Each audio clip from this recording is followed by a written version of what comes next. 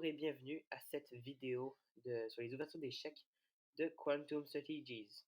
Dans la vidéo d'aujourd'hui, on va apprendre l'ouverture d'échecs qui s'appelle le Ponziani. Donc le Ponziani, c'est une ouverture vraiment bonne pour les débutants qui commencent aux échecs, mais c'est également vraiment fort, puis même moi j'utilise très souvent dans mes jeux quotidiennement. En fait, c'est une ouverture que je veux vraiment faire. Donc, on va aller au board d'échecs, puis on va voir ça à l'instant. Donc, allons-y à l'instant. Donc, le Pondiani, ça se joue avec les pièces blanches. Ok? Donc, vous devrez jouer avec les pièces blanches. Bien sûr, vous pourrez essayer d'avoir une position qui se rapproche là avec les noirs, mais préférablement avec les blancs. Donc, le premier move, ça va être le move traditionnel qu'on voit vraiment souvent, E4.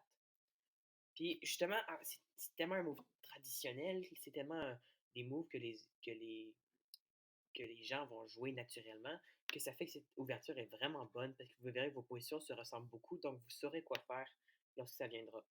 Donc, après E4, l'adversaire doit jouer, entendu, E5. Donc, vous voyez, c'est une position que vous avez vraiment souvent. Donc, le prochain move pour les blancs, c'est chevalier à F3. Ok? Donc, vous jouez ça, vous voulez attaquer leur pion. Donc, naturellement, eux, tout ce qu'ils vont voir, c'est qu'ils veulent protéger leur pion. Donc, ils vont prendre leur cheval et ils vont le mettre à C6. Donc, ça, vraiment, c'est la position que vous avez. Maintenant, le move que vous avez fait, là, c'est le premier move qui va être euh, beaucoup moins commun. Donc, c'est le move pion à C3, juste là. Donc, le but de C3, en fait, c'est euh, d'enlever au cheval adverse les cases où il pourrait aller pour essayer de s'enfuir. Vous verrez pourquoi il devrait s'enfuir. Parce que comme vous voyez, le pion ici, il couvre ces deux cases en diagonale. Donc le cheval ne peut pas y aller naturellement. Le cheval n'a pas le droit, il est bloqué. Donc vraiment, c'est à ça que ce move va servir. Normalement, les noirs, qu'est-ce qu'ils vont faire dans cette position? C'est juste développer leur autre cheval. Cheval à F6. Et leur but, c'est d'aller prendre notre pion sur E4.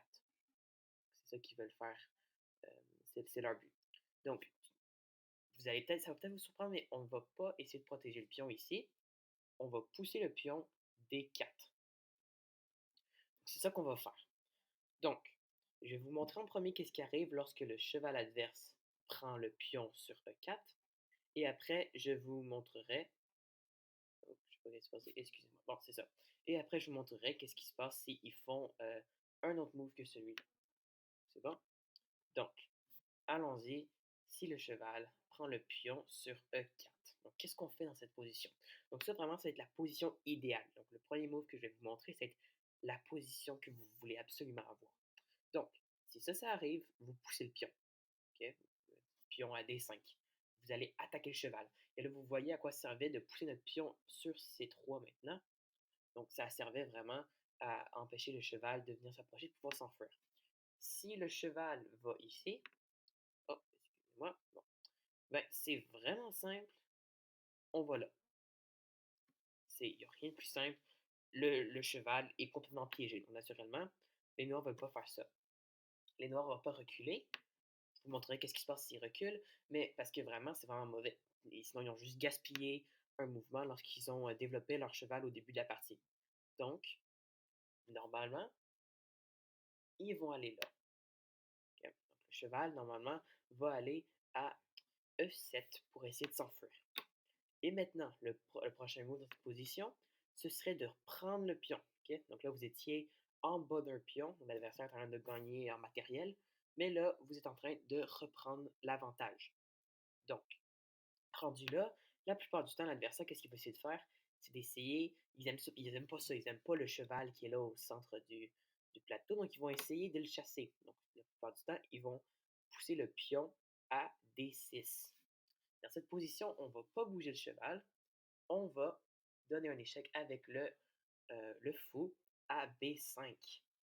Et cette attaque est vraiment puissante parce que c'est vraiment, vraiment dur pour Noir de se protéger dans ce cas-ci. S'ils bougent leur fou, on fait juste le prendre, regardez ça, vous gagnez une reine.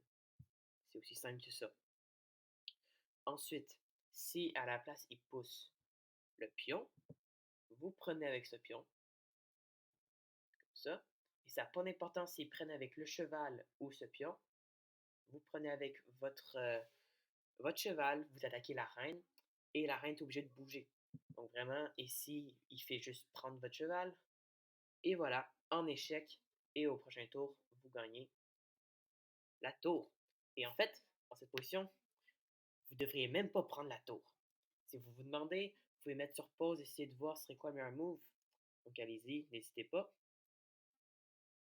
En effet, on ne prendrait pas la tour, on prendrait le cheval ici. Pourquoi? Parce que le cheval est plus avantageux. Tu gagnes 3 points de matériel gratuit à la place de gagner seulement 2. Donc, donc ça, c'est le move vraiment que tu voudrais avoir, un move vraiment bon. On va juste un petit peu retourner en arrière à ce moment. OK? Donc, vous venez de donner un échec, puis là, l'adversaire bloque avec le pion. Donc là, dans cette position, bien entendu, comme j'ai dit plus tôt, on prend le pion qu'il y a sur C6. L'adversaire, ça se peut qu'il ait vu tous les moves qui s'en viennent. Donc, ça veut dire qu'ils ont vu que s'ils prennent avec le pion, vous prenez, puis ensuite, ils vont juste perdre du matériel. Donc, il y en a des fois, qu'est-ce qu'ils vont essayer? C'est d'amener leur reine à B6. Maintenant, vous allez peut-être vous demander à quoi ça sert. Vous allez dire, ah, ben oui, ils attaquent notre fou. Oui, entre autres, mais il y a beaucoup plus que ça. Voilà l'important donc de voir vraiment l'ensemble, qu'est-ce qui se passe. Ils sont en train de menacer l'échec et mat sur F2. Vous voyez le cheval ici, là, qui est sur E4, aide la reine, puis si la reine réussit à atteindre ce point, ben, c'est échec et mat pour les pièces noires. OK? Donc maintenant, vous ne voulez pas dans cette position essayer d'empêcher l'échec et mat, parce que sinon, qu'est-ce qui va se passer après ça? La reine prend votre fou, puis là, vous êtes en train de perdre, vous n'avez plus une bonne position, vous allez bientôt perdre votre pion. Donc dans cette position, continuez votre attaque. Donnez un échec. Ce move-là était en fait très très très puissant parce que si les noirs prennent le fou, il n'y a même pas de problème, on prend leur tour, on se fait une reine, puis leur attaque tombe complètement. D'accord? Donc ils ne veulent pas prendre. Mais ils veulent garder leur reine sur B6 et pour être capable de donner un échec et mat. D'accord? Donc le seul move vraiment pour noir qu'il y aurait, ça serait de bouger leur roi. Parce que si peut-être que vous allez dire, ah, est-ce qu'on peut pas bloquer avec le cheval? Non, on peut pas bloquer avec le cheval non plus. Parce que là, on vient ici, puis c'est la même chose, on est dans de vraiment gros problèmes. Ben, noir, en tout cas, est dans de vraiment gros problèmes. Donc, dans cette position, le roi noir devrait bouger. Maintenant, n'oubliez pas qu'il faut continuer notre attaque. Prendre la tour ici, se faire une reine, c'est pas du tout la bonne idée. Pourquoi? Parce que les noirs viennent donner l'échec et mat. Il faut continuer à donner des échecs. Et vraiment, le seul échec qui vaut la peine dans cette position, c'est celui-là. Tu mets le roi en échec. Là, vous voyez que le fou fait vraiment un bon travail à empêcher le roi de pouvoir s'échapper. Le roi a une seule option, c'est bouger à C7. Maintenant, vous allez sûrement vous dire, bon, est-ce qu'on prend la tour? Oui, on prend la tour. Mais encore une fois, on ne fait pas une reine. Faites vraiment pas ça. Ça va être échec et mat. Rappelez-vous toujours de ça. On ne fait pas une tour non plus. On fait de quoi d'encore plus vicieux. On fait, dans cette position, un cheval. Ça, vraiment, c'est vraiment impressionnant. Qu'est-ce qui se passe? Ça n'a pas d'importance où le roi euh, bouge. Et voilà, on gagne la reine. Puis maintenant, vous êtes dans une position complètement gagnante. Et s'ils arrivent puis ils prennent, ben, vous amenez votre fou, vous protégez le fou qui est sur B5, puis vous faites une énorme attaque, puis noir ne peut rien faire. Donc, si vous réussissez à avoir cette position, je peux vous garantir la victoire. Il faudrait vraiment que vous fassiez des grosses erreurs pour perdre dans cette position. Ça peut arriver, des fois on est fatigué quand on joue aux échecs, mais vraiment, 99,9% du temps, vous allez gagner dans ces positions. C'est une position vraiment très, très, très puissante. D'accord? Donc, ça, c'est qu'est-ce qui arrive si les Noirs essaient d'être ingénieux. Là. Maintenant, si on revient beaucoup plus tôt, donc à cet endroit, ok, donc on vient de pousser le pion sur D4, puis on va pour notre attaque. Je vais vous dire que le cheval prenne sur E4, c'est la position parfaite. Donc, comme j'ai dit au début, je vous ai montré ce serait la position idéale pour vous, mais bien entendu, aux échecs, ça va pas toujours être idéal, puis il faut se préparer à qu'est-ce qui se passe là.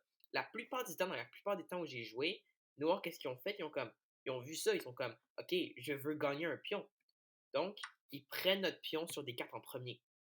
Après ça, quand on prend, ils peuvent prendre ici, d'accord? Puis là, on n'a plus de pion à prendre avec notre cheval ici. Le pion est plus à prendre là. Donc, ils sont en train de gagner d'un pion. Dans cette position, on fait quand même la même chose. On pousse le pion, de toute façon, on attaque le cheval. D'accord? Ça n'a pas d'importance si on a perdu notre pion ou non, qui était sur C3. On continue notre attaque. Par contre, d'accord? Si le cheval va là, dites-vous pas ah, merveilleux, je pose mon pion là, le cheval est coincé. Non. Oui, le cheval peut plus bouger à des endroits sans se faire capturer, mais vous avez oublié le fou. Puis là, vous êtes en échec, c'est vraiment pas bon pour vous parce que vous essayez de bloquer, puis lui, il a une vraiment forte attaque, puis là, vous êtes juste en train de perdre la game, vous êtes en bas dans le matériel, c'est juste vraiment pas bon. Donc, rappelez-vous de ça rapidement. S'ils vont là, faites pas ça. Ça va pas marcher. C'est différentes attaques, différentes approches. C'est bon?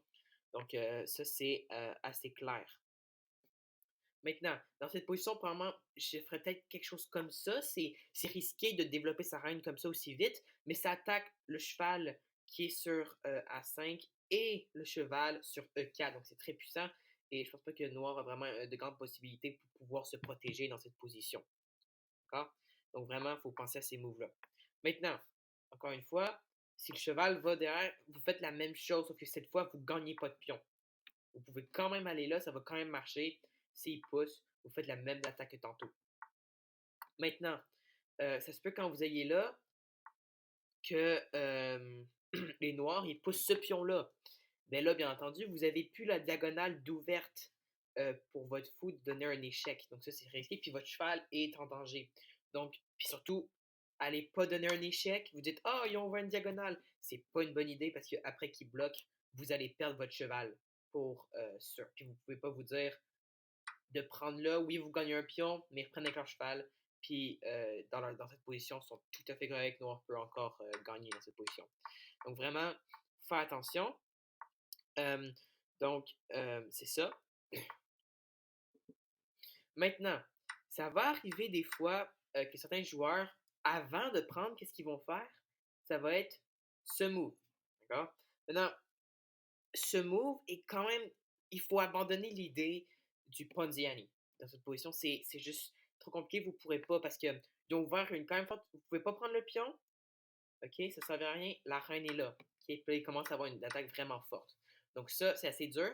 Il y a aussi le move ici que je vois beaucoup. Donc ça, qu'est-ce que ça fait? C'est qu'après que vous ayez fait un move, ça n'a pas vraiment d'importance quel move. Là. Ça peut être juste pousser cela, disons. Ils prennent, puis là, disons qu'ils repoussent. C'est juste vraiment un exemple. Puis là, on dit ils prennent ça là. Vous poussez, ici, ils sont repoussés. Mais là, vous ne pouvez pas amener votre cheval là parce que le pion est là, il protège. Encore une fois, s'il y a ce genre de move qui va vous en empêche, il va falloir juste abandonner l'idée du Pandiani, puis il va falloir jouer aux échecs. Ça va être temps de jouer aux échecs. Donc, qu'est-ce que je vous donne ici? C'est les bases, l'idée que vous voulez avoir quand vous jouez le jeu. Donc, votre idée principale, c'est empêcher le cheval de pouvoir s'échapper. Vous voulez qu'il se replie dans ses propres lignes. Ensuite, vous voulez pousser le pion pour chasser le cheval. Vraiment, vous attaquez son cheval. Puis après ça, vous voulez le forcer à ouvrir cette diagonale qui est vraiment puissante pour votre fou. D'accord? Donc, ça, c'est la leçon que j'ai pour vous aujourd'hui sur le Ponziani. D'accord? Donc, en réponse au petit short que j'avais envoyé sur ma chaîne YouTube qui montrait un aperçu de cette ouverture. Maintenant, si vous avez des questions à propos de l'ouverture ou même des commentaires, vous pouvez les laisser dans les commentaires de la vidéo. Laissez-moi savoir si je peux vous aider avec quoi que ce soit, quelque chose qui n'est pas clair, quelque chose que vous voudriez apprendre en plus grande profondeur. Donc, c'est ça. Une bonne journée à vous et merci d'avoir écouté à Quantum Strategies.